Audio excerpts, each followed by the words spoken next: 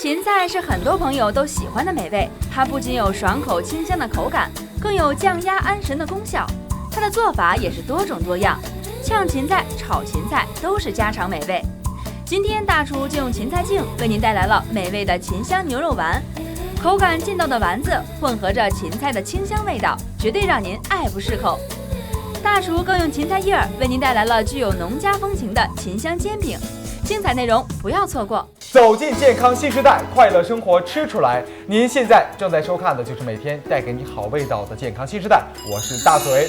今天教大家做的美食是芹菜。芹菜呢，大嘴觉得是一种很奇怪的植物。如果说你喜欢它的话，你会对它非常的喜欢，一顿不吃都觉得有点想念它。如果说你不喜欢它，那么你一闻它的味道，会觉得有点嗤之以鼻，不喜欢就不喜欢了。不过今天呢，我相信这两道芹菜美食一定会让那些不喜欢它的人更加的喜欢，因为芹菜真的太好了，不仅能够降血压，还能够防癌抗癌。今天给大家带来芹菜美食的是我们大家的新朋友，有请孙大厨，欢迎。大家好。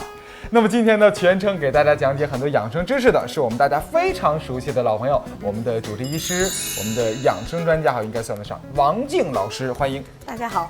那今天呢，说到做芹菜美食，今天吃什么呢？由我们的孙大厨做决定。第一道菜咱吃什么？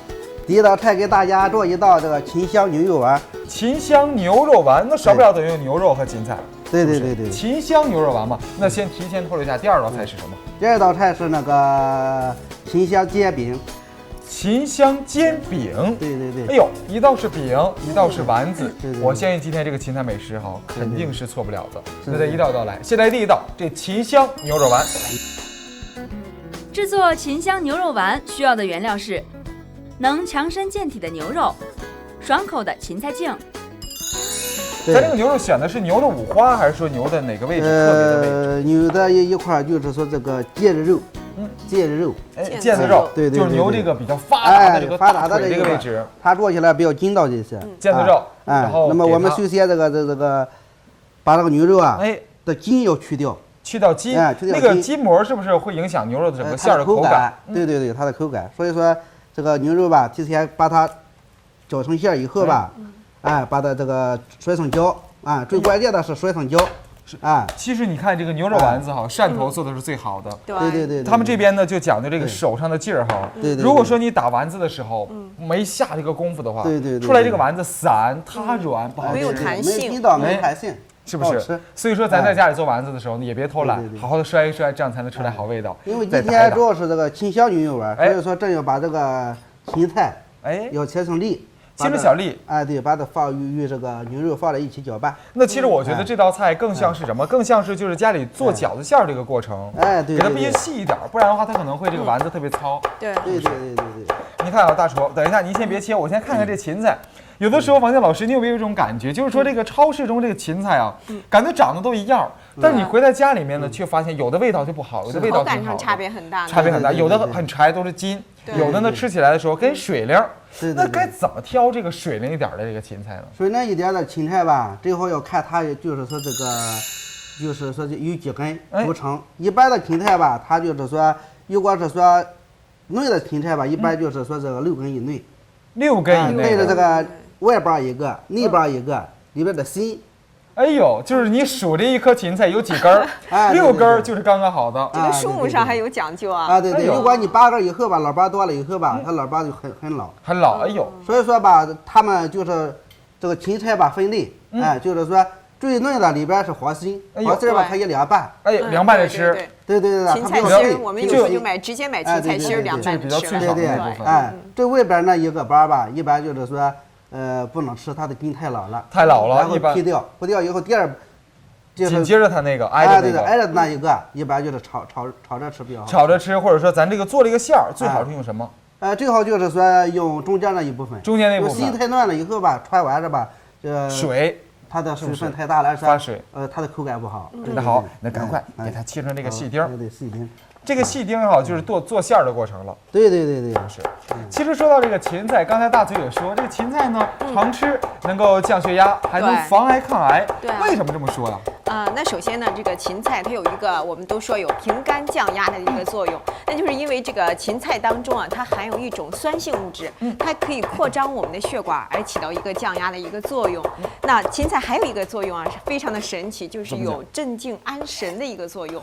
安神。对，你像那个我们在芹菜当中可以提取到一种碱性的物质，那这种碱性物质呢，就可以安抚人的情绪，让这种急躁的情绪呢平复下来。哎呦。对，那芹菜呢？刚才讲到它有一个防癌抗癌的作用，这就是因为芹菜是一种富含膳食纤维的这么一种食材。那它到我们的肠道，经过人体的消化吸收之后呢，可以转换成一种木质素和肠内酯的这两种这种物质。而这种物质呢，就有是一种抗氧化剂，就可以达到一定的浓度的时候呢，就可以预防肠道细菌产生的一些致癌物质了。是不是？而且呢，这个芹菜呢。还有一个利尿消肿的一个作用，利尿消肿，对，所以有的时候这种肾病水肿的患者啊，或者是那种你像高血压，通过一个利尿的作用，间接起到一个降压。所以说呢，高血压的患者也是多吃点芹菜。哇，您听哈，这芹菜呢虽然说有这么多营养价值，不过呢都给它做的好吃一点。大厨这边呢把芹菜切好了，也不用切太碎，和进去，对，然后调什么味，加了一点点糖。这个丸子吧做的稍微有一点特点，因为我现在用的这个是芝麻酱。芝麻酱吧，一般它放丸子里边吧增香。芝麻酱能增香。哎呦，之后我在家里面做丸子或者说做这个馅儿，从没放过芝麻酱。对。那我再想一个事情啊，大厨，这个芝麻酱，如果说我们在家里想让这个馅儿香一点，做馄饨、做饺子、做包子，可不可以放点？都可以。那掌握什么量能不影响这个味道？这个根据它的比例。小汤匙吧，一般就有2汤匙就可以了。2汤匙就是这么多，你看，对，就这么多，别太多。我觉得这芝麻酱还是挺抢味的。对。如果说放多了之后，全是芝麻香味，肉香就没了。肉香就没了。哎，再来点，这个是什么？这个是花生酱。芝麻酱、花生酱要配比吗？要配比。它两个的比例就是一样的，都是2个汤匙。都是2汤匙。对。哎，我在想一个问题，这芝麻酱有了就够香的，怎么还要来点花生酱？因为它的复合味不浓。复合味啊，因为这个牛肉这样做它复合味。首先最关键的一点吧，要体现它的清香味。哎呦，这个清香味，就是说其实你看哈，所以说做个丸子吧，这个口感了、化多了、润滑多了、香度吧，要比其他的丸子吧能稍微有点特点。吃起来出锅以后吧，就是感觉不一样。哎呦，特别到了这个冬天，我们在家里做丸子很少用到芝麻酱和花生酱，从来没想到过。但是就刚才跟主持人说的一样，不要加太多，太多以后它会太腻了，太香了。只起到一个增香的一个作用。对。然后和进去之后，把盐、把这个鸡精调好，然后就来回摔打。那你看你反复的摔打之后呢，就到一个最关键的环节了，就是团这个丸子。对。这个团丸子是不是有一些技巧的？因为你看你在这个小店里看人家整丸子呀，很简单，抓起一把之后，这么一挤，咕咚，哎，出来一个。等到你回家做的时候，你手咕咚一下，你出来的那就不是丸子了，是不是？那这个摔到什么程度是你想要的效果？摔起来以后吧，这个吧有弹性。你看它这个牛肉吧，它比较有弹性一些。哎，的确，你看一看吧，拍它都会颤，就很筋道。你看这么拽着它，有的你抓不好吧，一抓它就散了。散了。你看一抓就一个，一抓就一个。你看，而且吧，如果做出丸子了，要做好的话吧，它能跳，跟乒乓球一样可以跳，这是最高级的丸子。食神里面这个乒乓球这个镜头，对，那个撒尿牛丸。哎，对。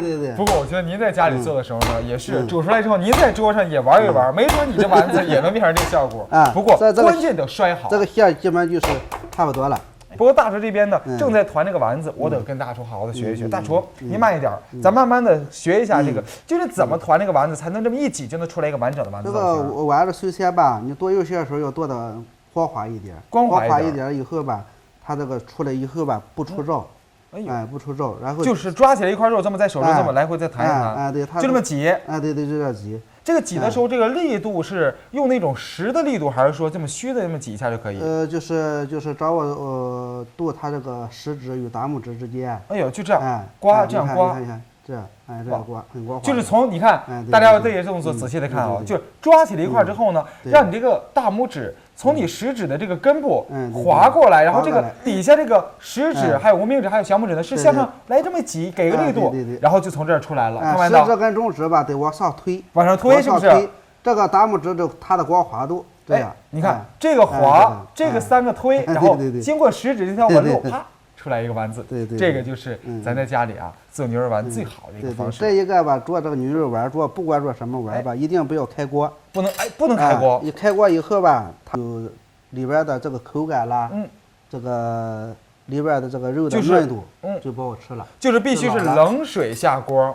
咱用清汤就行吗？不能开锅啊，不能开锅。这一般情况下应该用温水最好。温水最好，而且它的营养价值吧，也不容易，就是说被破坏掉。对。其实你看今天用的这个汤呢，用的是清水做汤底就行。对，我们一般就是用这个，这边我是烧的水。那我们这个锅中用的是专门用这个牛肉汁。因为我们是牛肉丸嘛，专门用牛骨煲的牛骨汤。而且刚才大厨也提到了，就是说这个季节，秋冬季节，然后做点牛肉的东西，对身体非常的滋补。的确啊，因为刚才也说这个牛肉它是蛋白质含量非常的高，脂肪含量呢又很低，而且它这个氨基酸的成分的搭配呢，比猪肉要更适合人体，对人体来说呢吸收也更容易一些。其实现在很多人越来越提倡吃牛肉了，甚至说很多饭店呢以这个牛肉作为招牌，什么牛肉餐厅，包括什么牛味道餐厅等等等等。那么如果说大家想养身体的话，秋天大就建议你多吃点牛肉，对身体很有好处。你看现在这个丸子吧，你看我一开始下的它飘起来了，这就说明熟了。我刚才下的，你看还有几个没飘起来，还沉底儿的。它沉底儿。那咱这个说白了，它没有熟还。那我在想，锅不开，它这个丸子也是熟的吗？是熟的嘛，就是用，就是说一个恒温的温度。打比方说，这我现在就是60度的水温，一直就是保持在60度上，让它进熟，慢慢进熟了。你说哈，这我是感觉这怎么感觉都不太放心的感觉。对，你看，就是硬给它泡熟的，是不是？就是进熟。其实你看哈，这时候呢也不用说一起哈分别给它捞出来，你可以呢等它一起飘来一起捞，不差那一点时间也不会老，所以大家呢不用管，一起飘来的时候我们再给它换锅，就可以了。您瞧这丸子，这个家常味非常浓，而且你看这个芹菜这个颜色在上面非常翠绿，怎么那么漂亮？烫完之后呢，它变得比刚才还绿了。对。那我们这样丸子是不是今天这个这个步骤咱就可以出锅了？马上就出锅了。我现在就是说这个汤吧，基本也快熬好了，吧，我带的直接就是说我们这个甜面酱这是。不是，这是牛肉汁。什么汁啊？牛肉汁。牛肉汁就是用那个牛骨，牛骨把它放烤箱了，把它烤出香味了以后吧，然后就把它放在水里一会儿熬，熬完了以后吧，再加上一部分调料，把它熬出一个牛肉汁来。现在呢，我们就在这个锅中哈，这个汤里面放一点牛肉汁，来调一个今天吃这牛肉丸子的汤。来一点点，好，不错。其实我觉得这个丸子哈，如果说咱不想单独吃它的时候呢，可以做一些汤米菜的时候呢，搭配进去几个牛肉丸子。只要咱方法学会了，这个味道啊也不会差在哪儿，是不是？对。好，舀好这个汁，调好这个汁，然后再加上点咸盐，来点盐，嗯盐不要太多了，是吧？也不要太多了，因为牛肉丸一定有已经调过味儿了，已经有底味了。对。哎，这个牛肉的香味已经扑过来了，因为牛肉汤里面加了一些牛肉汁。对，牛肉汁，然后还有其他调料，味道很足。这个丸子吧，基本就是熟了。熟了，咱把丸子放在汁里面，然后把它放在这个汤里面。这等于是什么？等于是给这个牛肉丸外面呢再附点一点味道，然后咱还可以一边喝着汤，一边吃着丸子。对。可是我们在煮丸子的时候，为什么一开始不能把这个丸子直接放在这个汤里呢？对，为什么不直接？因为它这个吧，它牛肉吧本身就是说，没有出水，这里边还有一些血水，哎呦，所以说做起来你看它比较浑浊，就是汤不够清，不够清，味道。这一个吧，就是说。你看我调了这个汤以后非常清澈，而且呢味道却是牛味十足。所以说现在我们呢就准备好一个汤碗来给大家。然后这一个说放一点胡椒粉吧。喝汤少不了胡椒。对，特别到了这个季节。芹菜吧，我是留了3根，因为是就为了就是最后出锅的时候吧，就它芹菜味更浓一些。就来一点这个芹菜末下去。芹菜末，你看加上去。而且体现它的颜色，啊，也是加点绿的颜色，然后体现它的汤的味道。那咱这个就不用葱花了，咱这个调味就是对对，不按道理说有很多这个丸子吧，它用那个香菜，香菜，香菜，因为如果用香菜的话，就破坏了芹菜的这个味道。我们做的就是芹香牛肉丸。芹香从汤再到牛肉丸子里面，都是芹菜的香味。对，也是剁个小碎末。对对对对。哎，淋上一点儿，哎呦，哎，不错。对对对。绿绿的芹菜哎在里面，而且切进去那些呢都是刚刚切好的，还能保持一些脆感。对对。你在喝汤的时候呢，还能吃到这个芹菜本身那种水分，对对，肯定不错。一般就是说这个可以哎出锅。好嘞。您看哈，咱这丸子呢出锅的时候，这一个一个的球呢，给人感觉就很紧实。说到弹的程度，你看大厨在捞它的时候往下一摔，你看它就会动，真的是来回动。你瞧。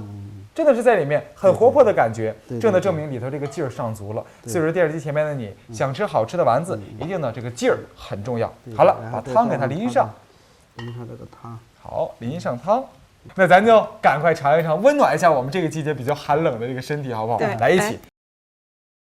感觉牛肉好弹，就好像在唇齿之间来回的蹦跳似的。对对，真的是很活泼的感觉。大叔觉得今天这个丸子做的怎么样？很好。它的比我预想的还好，比预想的还好。对，它芹香味儿也出来了。那咱第二道菜名字是什么呢？这个用芹菜叶做的煎的一个芹香煎饼。用芹菜叶做煎饼？别说哈，别说我家狂，我家里从不吃这芹菜叶，总觉得它的口感不行。用芹菜叶还能做美食？对对对。刚才呢，我们用芹菜做的是芹菜丸子。如果说你喜欢的话，我确保你非常喜欢吃这个芹菜的味道。说到芹菜，大家在家里的时候呢，更多人都是吃这个芹菜的茎，也就是说，用这芹菜的梗儿，扒，做成各种美食。可是这芹菜叶呢，一般都会被投向垃圾桶，扔掉了。可是呢，在孙大厨面前，这个行为是非常可惜的。包括王健老师也说，对，你等于是把芹菜60%的营养都扔掉了。对，这适得其反的事儿，今天交给孙大厨。孙大厨呢，要给这芹菜叶给平反一次，因为今天做的美食就由这芹菜叶也能出来好味道，信不信？我不信。交给我们孙大厨，让他验证一次。先说说这名字吧。这个名字就是说，就是芹香煎饼。芹香煎饼，用这芹菜叶做煎饼，做一个煎饼，煎了一个饼。制作芹香煎饼需要的原料是营养丰富的芹菜叶、粗粮中的精品玉米、鸡蛋以及面粉。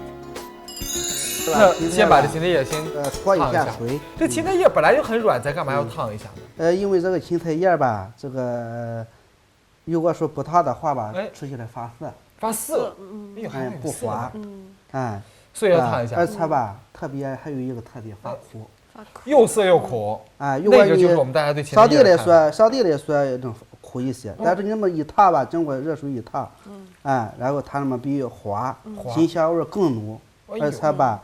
它就是苦味没那么重。这个芹菜的焯烫啊，不光是口味上的一个原因，更重要的是，就是说这个也是它从营养价值来讲，也是保存它营养素的一个很关键的一个因素。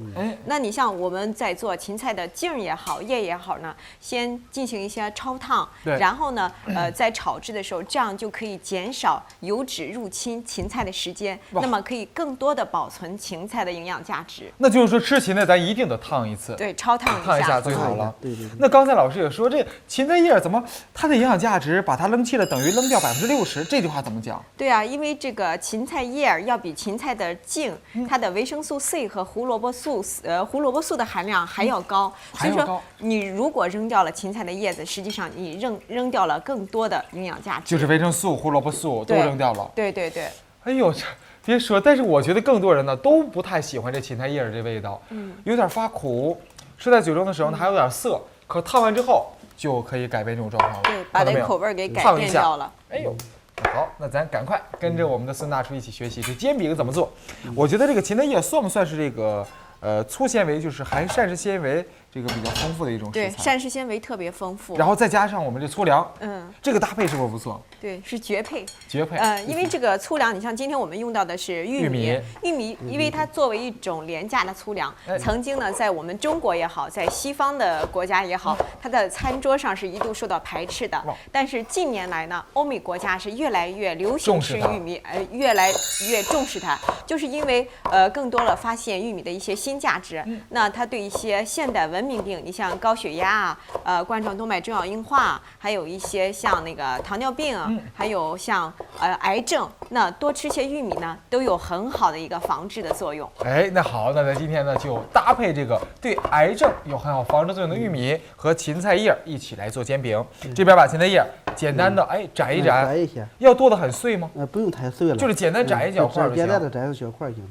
哎呦，您看这芹菜的叶绿素真够丰富的，烫完之后呢这么绿还能保持。对，它是超烫，芹菜的一个特点是超烫以后反而这个颜色会更绿。对。然后给它把水分攥干。挤一下水分。挤干水分。接下来鸡蛋吧，就是说这个。鸡蛋用全蛋还是说用什么？用全蛋行。全蛋。哎呦，放着我们那个面粉里面。鸡蛋吧，一般要在家庭吃吧，一般就4个鸡蛋就差不多够了。面粉一般就是用2两吧。哎呦，2两面粉，4个鸡蛋，鸡蛋的量还是挺多的呀。挺多的，对。这个还属于是更多的是鸡蛋饼。对。芹菜鸡蛋饼，这是给它的新名字，给它搅一搅。因为我觉得这种做出来的这种饼，应该是老年人啊、中年人啊、孩子啊，都会喜欢吃，而且对各个年龄的人来吃呢，营养摄取都是很全面、很丰富的。并且我觉得这里面搭配了一些玉米你看这个玉米粒在里面，肯定增加口感。口感跟它的设置。玉米这个叫什么量呢？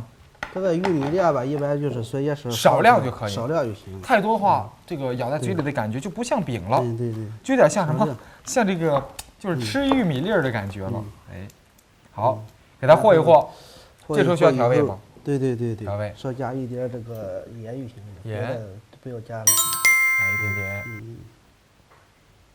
哇，对。这个烙饼其实有的时候在家里的时候呢，火候掌握不好，可能有的位置就糊了，有的位置呢，还这个还没断生呢。对。所以说一会儿烙饼，咱呢也跟着孙大厨慢慢的来学。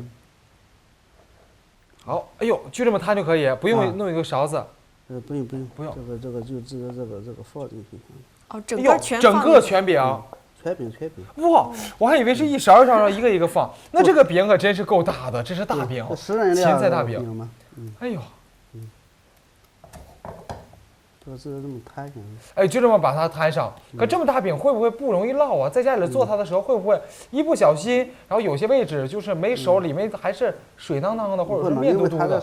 因为一般家庭现在这个厨具方便，对于这个煎锅，方便。而且芹菜的量比较多一些，它熟起来比较容易。在家里吃的话吧，一般它就是4、5口人，一般就是有这么一半就够了。